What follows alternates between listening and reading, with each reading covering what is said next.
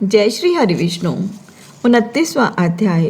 राजा पृथु पूछने लगे कि हे नारद जी, आप वेद शास्त्र तथा पुराणों के जानने वाले हैं, सो कृपा करके यह बताइए कि किस देवता की कितनी कितनी परिक्रमा होती है और उनका क्या फल होता है। यह वार्ता सुनकर नारद जी कहने लगे कि देवी की 1, सूर्य की 7, अग्नि की 7, गणेश जी की 3, शिव जी की आधी, पितरों की 3 अथवा 4 तथा विष्णु की 4 परिक्रमा होती है।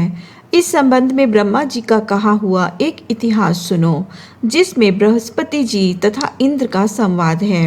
वे वस्त मनवंत्र में एक समय सब देवताओं सहित इंद्र बृहस्पति जी के पास जाकर उनसे पूछने लगे कि हे गुरुदेव, ब्रह्म काल से पहले यह सृष्टि कैसी थी, इंद्र तथा अन्य देवगण कैसे थे और उनका कर्म कैसा था। यह सुनकर बृहस्पति जी कहने लगे कि उस समय की बात तो हम भी नहीं बता सकते, क्योंकि उस समय को 6 मनवंतर बीत चुके हैं, परंतु आपके ही नगर में एक सुधर्मा नाम वाला है, वह सब कुछ बता सकता है, अतएव उसके पास चलिए। तब बृहस्पति जी सब देवों तथा इंद्र को साथ लेकर सुधर्मा के पास आए। सुधर्मा ने गुरु जी सहित इंद्र आदि देवों का पूजन तथा आदर सत्कार किया।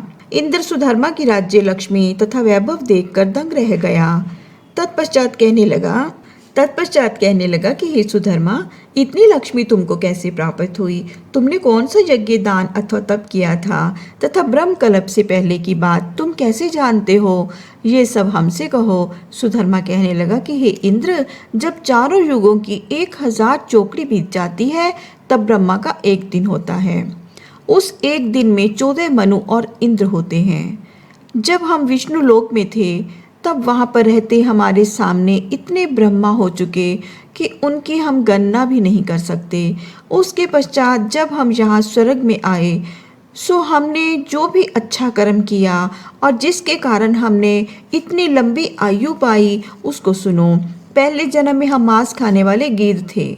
एक समय कार्तिक शुक्ला नवमी को श्री विष्णु के मंदिर पर बैठे थे, तभी एक शिकारी ने हमको बाण मारा, जिससे हम घायल होकर मंदिर में आ गिरे।